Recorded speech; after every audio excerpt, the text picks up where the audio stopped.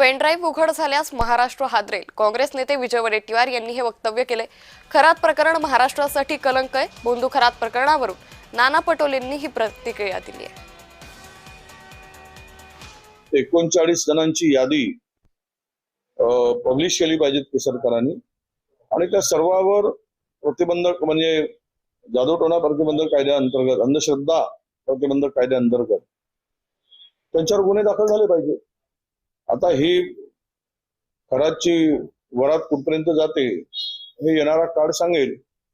पण मी कालही बोलत होतो, आजही बोलत होतो की त्या पेन ड्राईव्ह मधील सर्वच उघड केलं तर महाराष्ट्र सरकारला हादरे बसतील.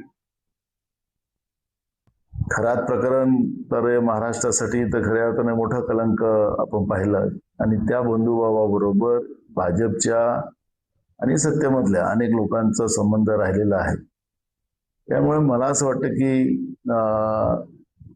या सरकारचंच हे सगळं पापाचा भांडा फुटायची वेळ आलेली आहे.